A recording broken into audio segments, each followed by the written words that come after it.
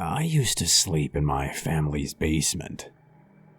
They had refinished it a few years back, and when I turned 16, my parents let me move into the spare bedroom in the back corner of the basement to give me a little more privacy. It was a pretty sweet gig. There was a small, rectangular window above my bed, which looked out towards the backyard, and my furniture was situated so that I faced the door when I laid down. Just outside the bedroom, in the main living area, there was also a small bathroom. Everything I needed to spread out and feel just a little bit more mature. The basement was technically a family area, but no one really came downstairs except for me, so it was usually pretty quiet. I wasn't even in the basement for a full month, though, before I started hearing noises outside my room at night. At first, they were pretty minor noises, scratching here and there, the sound of someone mulling around in the living area, the kind of sounds that might scare a little kid. But I was pretty much an adult, and I kinda just brushed them off as noise from upstairs, or maybe my pet cat messing around at night. Eventually, the sounds started getting louder and more frequent. Sometimes, I swore I could hear someone whispering through the crack in the doorframe. I couldn't quite make out what was being said, but it sounded something like a drawn-out, "go to sleep." It was pretty weird, but I was always tired from school and my afternoon job, so I sort of just passed it off as fatigue and usually just went to bed. Besides, I kept the door locked at night, so it's not like anything was going to get in. One night, however, I was up really late reading for school. I had a book report due the next day, and I had kind of procrastinated until the night before to finish reading the book. So there I was, laying in bed, just reading some Ernest Hemingway, pretty solid stuff. But I was never a big fan of literature, and I was tired anyway, so I was starting to fall half asleep. Suddenly there was a distinct, heavy pounding at the door. The handle started jiggling hard, and the door started shaking in its frame. It was as if someone was trying to break into my room. But it was well after midnight. My parents were already asleep, so it wouldn't have been them. And no burglar would dare make so much noise trying to break in somewhere. I was shocked and terrified in the moment. The noise simply got louder and more violent. I was afraid that the door might burst right off the hinges. And then, just as suddenly as the noise started, it stopped. Total, complete silence. Well, needless to say, I was utterly terrified. I couldn't move. Every breath I took felt like it was as loud as a blowhorn as I struggled to remain calm. I put the book down next to me and just continued to stare at the door, waiting for something to happen. But nothing moved. My cat, who had been just as startled by the noise, finally laid back down on my bed and settled herself down into a sleeping position. That helped comfort me a little bit. If my kitten wasn't afraid, there was no real reason for me to be afraid either. So I decided maybe it was time to turn in for the night, and I pulled up the covers. I guess some part of me had just assumed it was a really vivid nightmare while I'd been half asleep.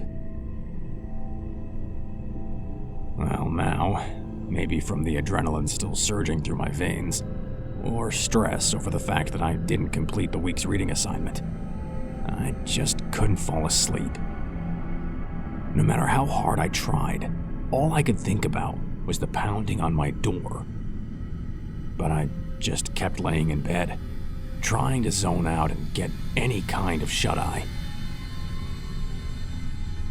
After a while, I started to hear that old familiar whispering again. This time, a lot more clearly. I could distinctly hear a voice telling me, "Go to sleep." Well, this really freaked me out, and I was about to call my parents on their cell phone when the whispering stopped. The silence was thick and heavy, and the air was like cold jelly. I swear I could barely breathe there in my room. And if breathing was difficult before, I stopped trying entirely when my cat sat up, her ears perked straight up on alert. She was shaking her tail back and forth and staring right at the door, as if there was a dog or some other animal or threat just out of my eyesight. Then, as clear as day, I heard my door handle unlock with a heavy click. My eyes grew wide as I watched the knob turn and the door gradually creak open.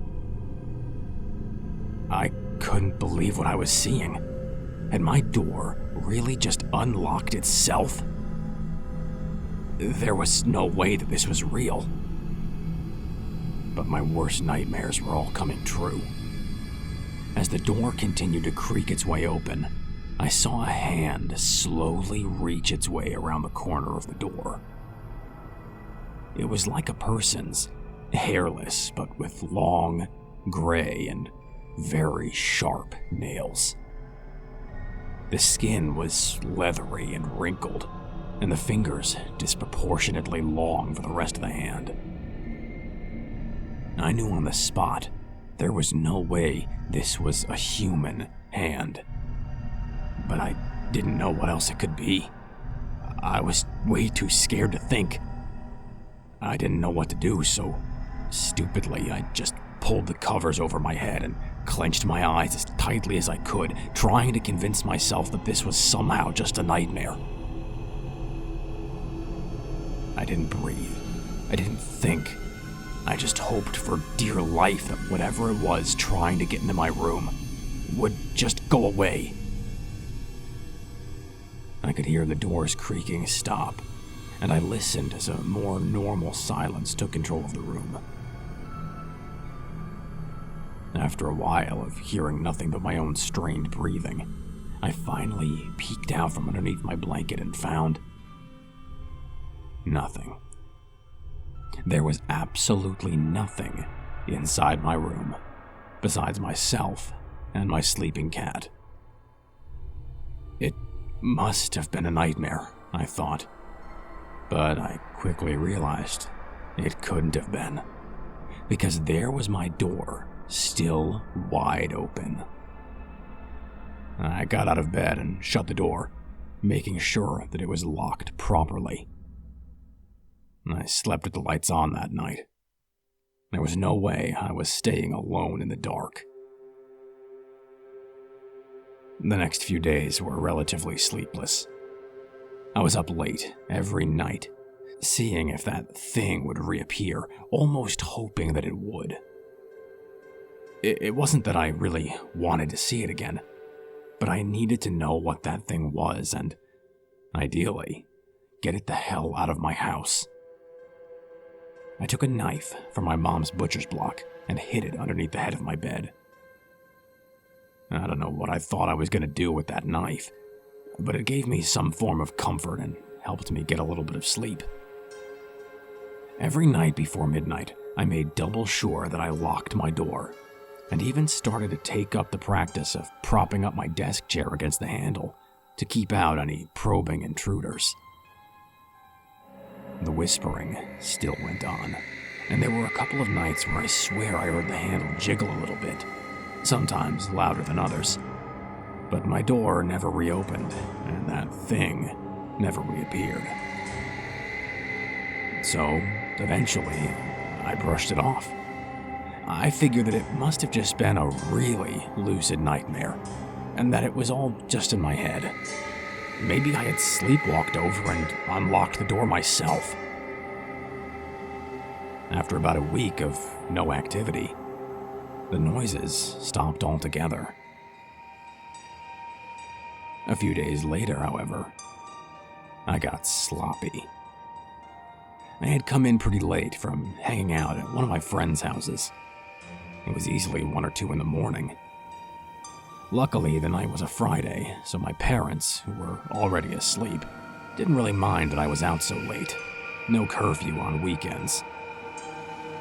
I went back to my room and, without even closing the door behind me, crashed straight down onto my bed and fell into a deep sleep. Around 3:30 in the morning, I suddenly jolted awake. I was dripping in sweat, and my heart was pounding furiously. I could see, in the corner, my cat was crouched down, her tail bushed out in defense as she was humming with a deep, unearthly growl. I could see that she was looking just past my other shoulder, but I was too terrified to turn around. I knew I was about to see something that I didn't want to see, but I had to do it. So, breathing heavily, I turned slowly, painfully slowly, towards my right-hand side. There, hunched right over me, was this creature. It looked almost like a person, but what skin you could see looked like dry leather. The thing was covered in tight wrappings, like an embalmed person or a mummy, but was all just one bland color. I stared at its face in horror. Its mouth simply drooped open, agape, as if its jaw was broken, and I still shudder to think about it.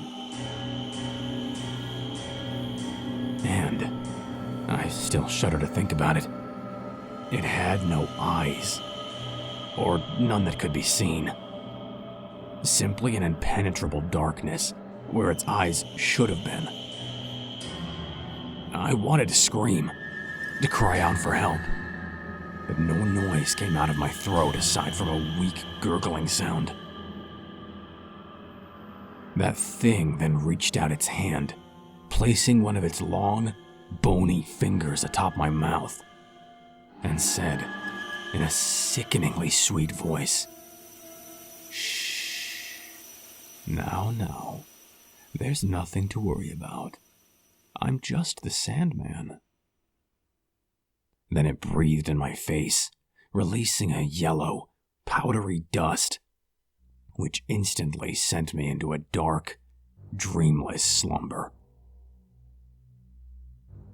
When I woke up the next morning, completely unharmed, I spoke to my parents, telling them I thought maybe I should move out of the basement and back into my old room, with the rest of the family close at hand.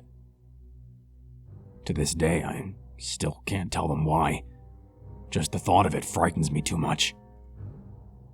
Besides, I already know they'd never believe me. I hardly believe myself. They'd probably just tell me it was only a dream. But I know in my bones it was real. I felt the Sandman's cold finger against my lips. I watched as he unlatched my door from the outside. Maybe it was a dream. But dream or no dream, all I can say is that I'm never sleeping in that basement ever again.